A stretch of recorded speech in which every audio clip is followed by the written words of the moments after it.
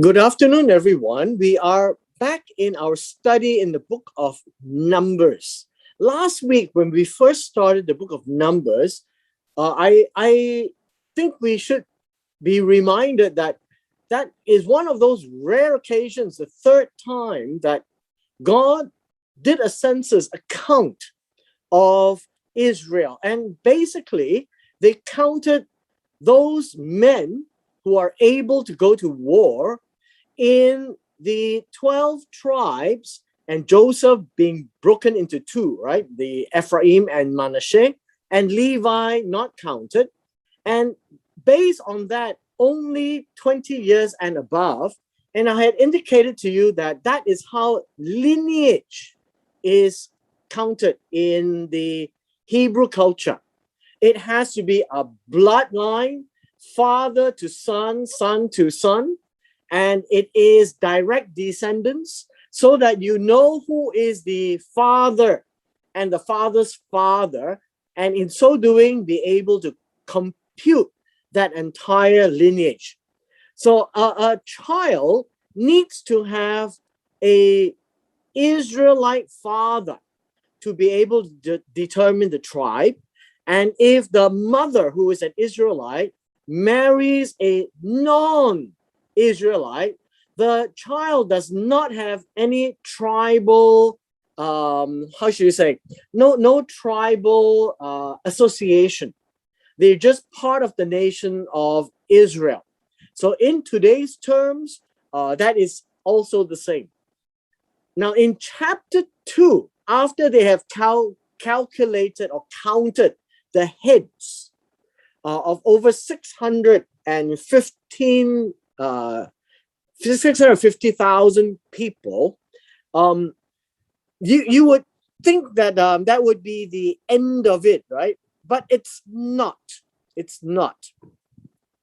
God has a intent, and in this first few chapters of the book of Numbers, after counting 603,550 people in chapter 1, verse 46, we now come to chapter 2. And in chapter 2, it is no longer just a mere counting. And God spoke. The Lord Jehovah spoke to Moses and Aaron. And in chapter 2, it is an assignment of locations of who camps where and how they move in this journey towards the promised land. Now, why is God so particular about this? Because God is a God of order. And as he has order, much of what we will read in chapter 2 revolves around himself. The nation of Israel is to lay out in a plan that is largely based on God or around God. Now, let's just watch verse 2. Every one of the children of Israel shall camp by his own standard. Now, the word standard here basically means a flag, right? A banner. And you can think of it as something that is in a pole, right? Something in a pole. And then it could be color. It could be color according to the breastplate of the high priest. It could be the emblem of the 12 tribes. And these are all oral traditions. So I just need to make known to everyone that the Bible itself, or the written Torah, doesn't tell us which color was associated with which tribe or which flag is associated with each tribe. But what it is left here for us to note is that each of them has an identifier besides the emblems of his father's house. So what is the emblems of the father's house? Emblems means a sign. And so there could be a color, so I'll put a question mark there. Could be a symbol, I'll put a question mark there. And it appears that both colors and symbols reflect the tribe. Now, which color, which tribe, we're not quite sure according to the biblical text, but in oral tradition, they do have, for example, Judah seems to be a lion, right? And so on and so forth. And so they shall camp some distance from the tabernacle of meeting. Now, in Joshua 3 verse 4, you know that this is 2,000 cubits. And that would be a Sabbath day journey. And again, these are all oral traditions. From the tabernacle of meeting, and this, I must put it in a different color. This is the centerpiece, right? This is the center of camp. The tabernacle of meeting. And what is in the tabernacle of meeting? That would be all the implements, utensils, and the Ark of the Covenant. This represents God. The tabernacle of meeting actually represents God. And so all of them are going to camp around God.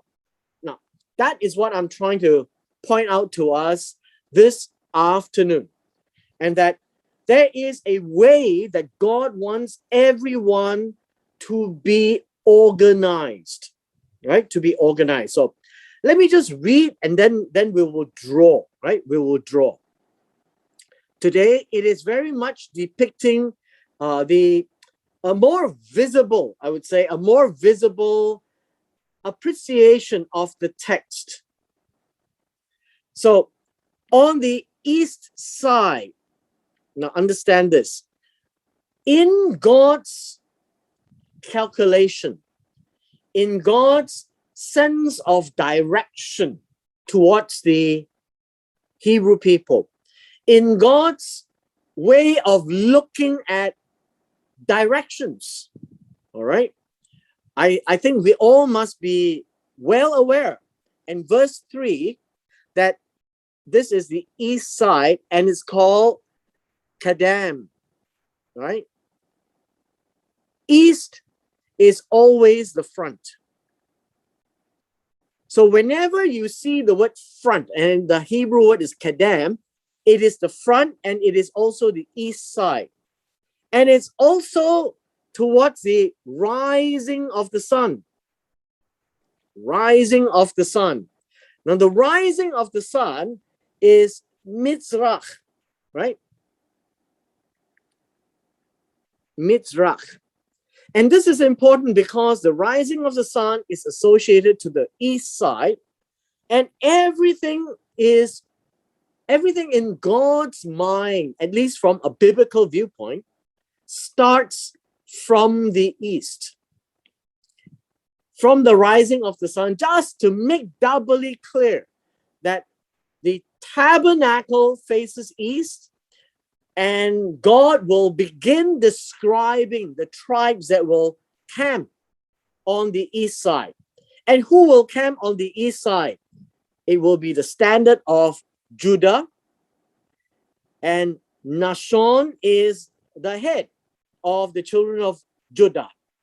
And then there were 74,600, and next to him would be the tribe of Issachar, and Nathanael would be the leader of Issachar, 54,400. The next will be the tribe of Zebulun, and Eliav, the son of Helon, will be the lead, and there will be 57,400. And so when you take your calculator and you number them, these are the number of the forces with Judah, 186,400, and they shall break camp first. The word break camp first in verse 9 The idea here means they will start journey first. Basically, they will pull up their pegs first. They will be the head of the entourage, so to speak. So allow me now to draw this out for you. In the center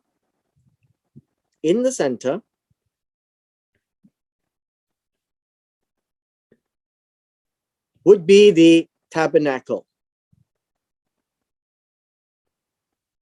And around it will be the Levites. And now if this is the east, what we have here is we have Judah. Behind Judah will be Issachar. Right? Issachar. And behind Issachar will be Zebulun. Now, one of the things that you need to understand is in this description is Judah is the head. And Judah will lead, and Judah will be number one. So we'll just put number one with Judah. That is where, and when you do this, you find that this is what's going to happen. Judah leads the camp, right? Judah, Issachar, Zebulun. That is the description up to verse 9. Up to verse 9. So let's look at verse 10. Let's look at verse 10.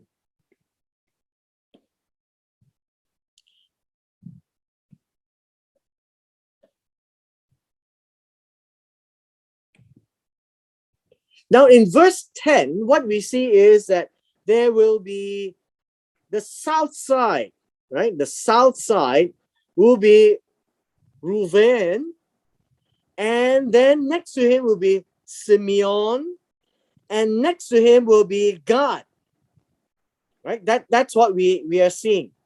And so let's draw this out. Let's draw this out. So on the south side, and this would be south, right? On the south side, we have Simeon, and this would be in verse 12. So Simeon will be there, and then Gad right behind. And after Gad, we would find Reuben. And that's it.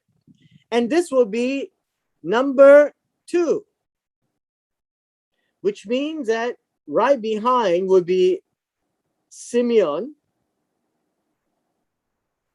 and then Gad, and then Reuben. That's the picture. You see, chapter 2 is drawing this picture out. Now back to the text.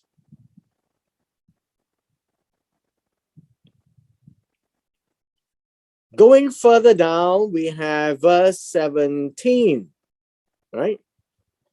Verse 17, this is what we see. And the tabernacle of meeting shall move out with the camp of the Levites in the middle of the camp. And as they camp, they shall move out, everyone in place by their standards. Verse 17. So when we read of verse 17 this way, so let's look at verse 17. 17 says this. 17 says that right after this, we have the Levites. Tabernacle and Levites. So the tabernacle of God is in the center. So let's continue. Verse 18. On the west side will be Ephraim, and then Manasseh, and then Benjamin. So you can see Manasseh and Benjamin. So let me remove this, and we can now see what's happening. So on the west side, this would be the west. So the west side will begin with Manasseh. Manasseh. And after that, you have Benjamin. And after Benjamin, let's see. We have Manasseh, Benjamin.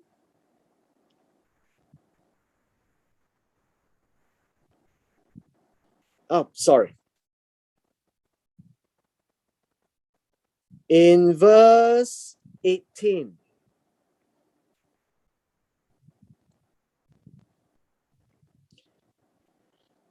Verse 18 begins with Ephraim.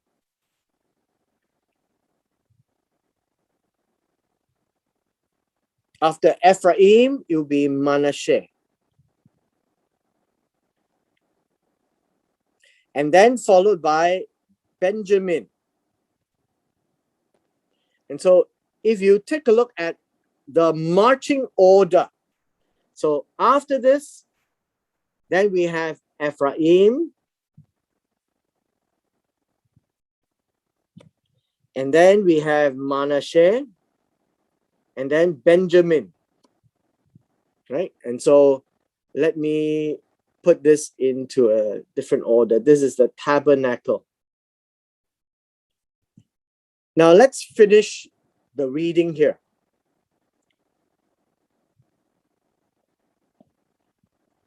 Then on the north side is Dan, right? On the north side. Next to him will be Asher, and then Naphtali, right? Asher and Naphtali. So now let us put that in. And so we have right here would be Dan. This would be north.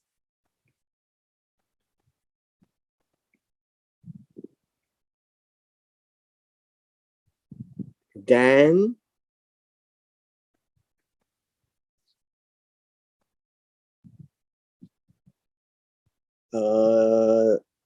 After that would be Asher. And then would be Naphtali. And so what we have is very clear. We have number 3 and then number 4. And so right at the end, we have Dan. That's the back, what call it, the rear guard. Asher, Naphtali. And here we have all 12 tribes with the Levites here. And so the Levites is in the center piece with the tabernacle of God. And so it is well protected. And so that would be how they are supposed to move. And so whenever well, I guess you say, whenever they start to move, then Judah, right? Judah starts first. And then Simeon follows. And then Ephraim comes next. And Dan is right at the back. In this centerpiece, they will be moving right in the center. Now that is how we need to understand the entire chapter of Numbers chapter 2. Numbers chapter 2, from verses 1 to 30, right? 1 to 31. And that will be the number of troops The number of troops will be 603,000. 603,550.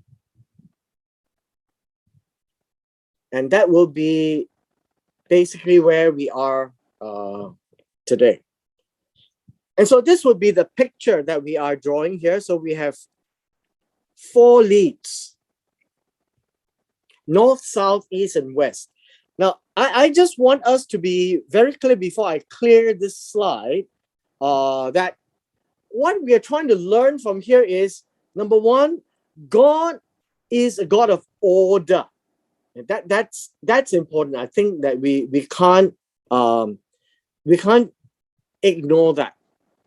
And this is God's order for the Israelites, how he wants all 12 tribes to camp around the tabernacle. So one of the things you see is that the center of Israel life symbolically is God.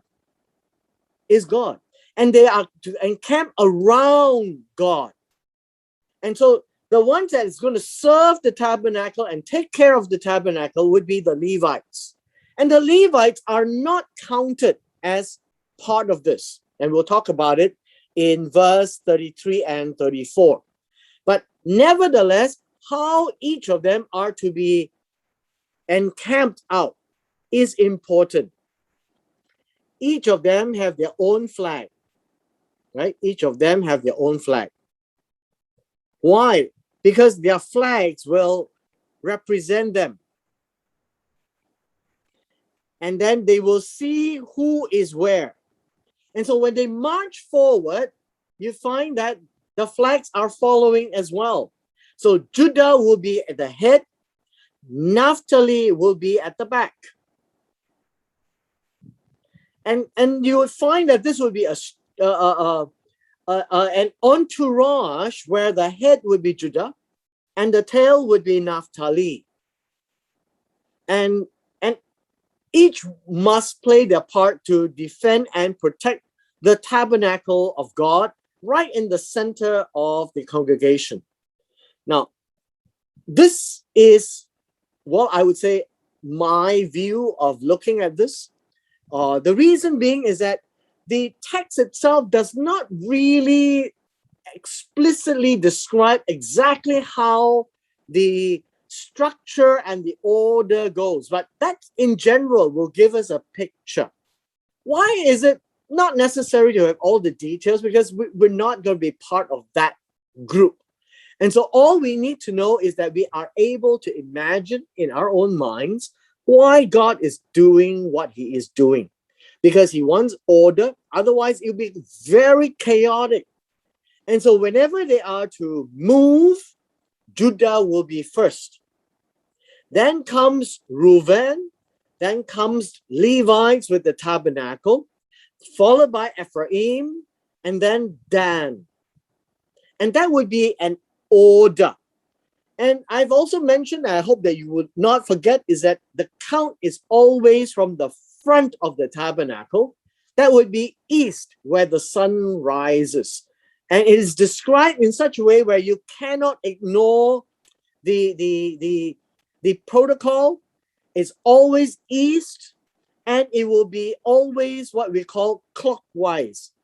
East, south, west, north. Very different from our modern day view is that we always look north first, and then we'll do the clockwise. Here, it is always east first, and then it will go south, west, and north. And so what I try to show you is that in chapter 2, it is a description of how all of them are to organize themselves around God. Well, you can see symbolically, God is to be the center of their lives, symbolically. And when they camp, they are also to camp with God in the midst of them. So when God says, I want to be in the midst of you, he actually literally means midst, not the English word amongst. You know, amongst means we have a crowd and just loitering or lingering somewhere there. But God is more specific when he says, I am in the midst of you, that I will be in the midst of you. He actually literally means that he will be in the center of all the Israelites. And this is the picture that we can get out of chapter 2. We come to verse 32.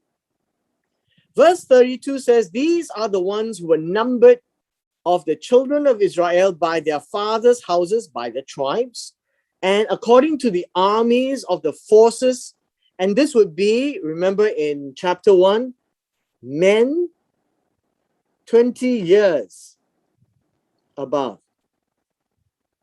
And that would also be their lineage count, by the way, was 603,550. But the Levites were not numbered among the children of Israel. Levites have now been excluded in the count. Aren't the Levites fighting? Yes. But why are they not counted if they were fighting? Because the census is not about the armies to fight. The census is about the inheritance of the land. That's what it means. Now, although we say that, oh, these are the armies of the forces, and these were 20-year-old and above able-bodied men, that would be a bit misdirecting, because at the end of the day, the Levites were also party to the warfare. If you recall later in the book of Joshua, the Levites will be at the head of the battle with the ark of the Lord. But in this instance, in Numbers chapter 1 and now Numbers chapter 2, they did just as the Lord commanded. Please exclude the Levites, right? Exclude the Levites. Why? Because the Levites have a different purpose, different intent now. And in chapter 3, we will see more of what's going to happen to the Levites. Thus, the children of Israel did according to all the Lord had commanded Moses. So God told Moses and Aaron, and it's always that the Lord commanded Moses, even though Aaron was there. Why? Because Aaron is the mouthpiece of Moses, and Moses would always be the head. So in Hebrew style of writing, it could be everybody like Bezalel, but he's not the only one building the tabernacle in the book of Exodus. So, but he is referenced because he's the head. Moses is referenced because he is the head. And so they camped by their flags, and so they broke camp, each by his family according to their father's houses. And so they went according to tribes. The head of the tribe will be Judah. The end of the entourage will be Naphtali. And that is exactly what chapter 2 is all about. And with this, we come to the end of Numbers chapter 2.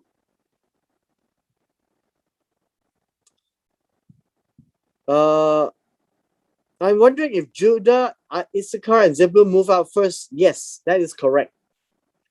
Judah is the head, right? Judah, Issachar, Zebulun, and then only Reuven, right? And then only Reuven. Any specific reason?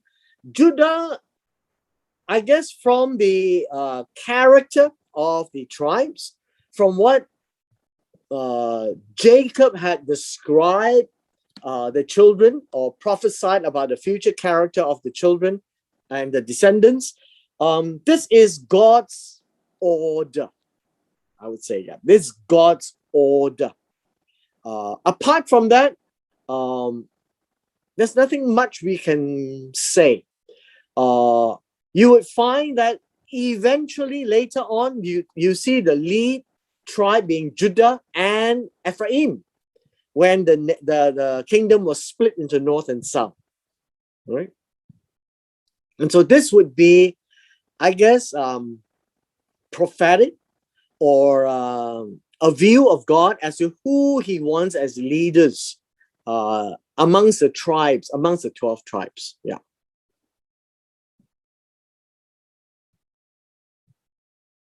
You'll be right now, we can't tell, because you remember when the first king was selected, Saul, he was from the tribe of Benjamin. And so it is not so definite, but we know that as the narrative of the history panned out, Judah and Ephraim became the two leading tribes for their respective groups. And when the nation split into two, that's exactly what's going to happen. Reuben will never play a major role in the history of Israel for whatever he has done in Genesis to his father's concubine. Any other questions? Judah is not the firstborn. Judah is the fourth. Reuben is the first. Although Reuben is the first, he is still acknowledged as the lead tribe of the southern bloc, right? Reuben, you have Reuben, Simeon as well, right? Reuben, Simeon, and Gad.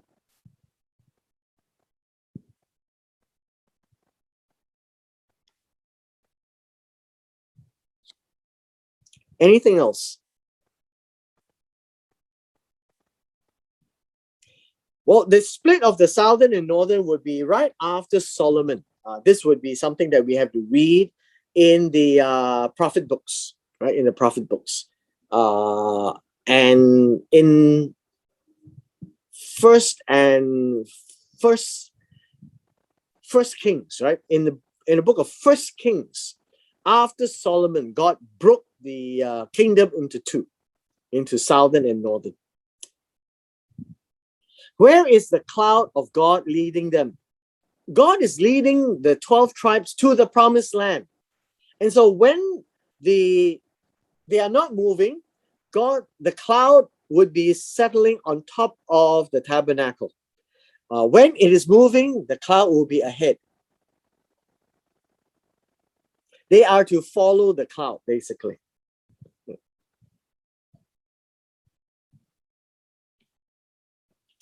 Okay. I'll see you next week for Book of Numbers. Thank you, Bye. Pastor. Thank you, Pastor. Thank you, Pastor. See, one more question. Yes. Can Judah see? See what? Do you know? Nah. There's nothing they can choose. Right now, you have to understand is that, cloud. well, everyone can see the cloud. Yeah. Everyone can see the cloud, right? But you talk about, could Judah see whatever is going to happen in the future? The answer is no. So you have to look at the entire history from Numbers, and then Deuteronomy, and then Joshua, and then Judges, and then Samuel. Then you have King Saul, right? And then David, 2 Samuel, and then Solomon, 1 King. So it all starts with Saul, and Saul failed. And so Benjamin and God went to look for a man after his own heart, and he went to seek out a child from Judah. And that's where we see Judah coming to play a part. And God made that promise to David, and that the throne will not leave the house of David. And that was how the history would have played out, and the prophecy too. All right? Pastor? Yeah. In the word cloud, in the Old Testament, there are no rain. The cloud is cover the sky. Yes. To shelter them from the sun, basically. And it's a miraculous thing, by the way. You know, at night, you have the pillar of fire. This is really to show that God is with them. So fire and cloud are symbolic of the presence of God. Oh.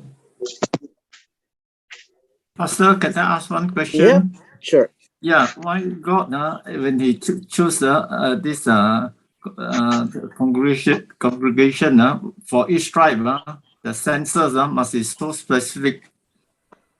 Oh, the census is when they were counting the numbers. So they actually count every head who can become 20-year-old and above. Last week we covered that. And so Oh, based on that number, that's why we have 613,550. oh, I see. Yeah, Understand. 603,000, sorry. Yeah. So chapter thank 1 you. is where it starts. So if you miss chapter 1, it should be in the Yes, playlist. yes. Yeah, you can follow the playlist again. Yeah, correct. Thank you, Pastor. Okay. So this Thank you, counting is Pastor. actually only for men 20 years and above. Yes, correct. And that is how lineage is calculated from the men's lineage, the sons. No adoption possible. So you cannot get an Egyptian and then the Egyptian becomes Judah. It doesn't work. Then the daughter of Zion. Zion is actually Jerusalem. Zion is a hill. It is also a symbolic name for Jerusalem. Why they said the daughters of Jerusalem, daughters of Zion. It's just an expression like sons of Israel. You mean the Zion that cannot call it for the son of Zion? Well, if you look at it, it's a reference. You have to look at the whole phrase. You cannot just pick one word out. Look at the whole phrase and see how it's used within the context. Every time you find a word like children or Israel, you have to look at the whole phrase and the context to see how it's used. Okay. All right. Okay. Thank Bye-bye. you. Thank you, Pastor. Bye-bye. Thank you, Pastor. Thank you. Yes. Pastor, one question, please. Yeah. In the wilderness, they have to take down the tabernacle and then put it up. So Yes. the marching is every time when the tabernacle is set up, they have to march like that to surround the tabernacle. Yes. When the tabernacle, when they stop, the tabernacle will always be in the middle. And they march. Every time they march, they will have to march that way. No, every time they march, then Judah moves first. And then Reuben goes next. And then only the tabernacle and the Levites. You remember I drew a box on the right-hand side? They will march in a straight column. Yeah. Yeah. I know. Okay. Yeah. Okay. All right. Bye-bye. Bye. Bye. Thank you, Pastor. Thank you, Pastor. All right. Bye-bye. Thank you, Pastor. Bye-bye. Thanks.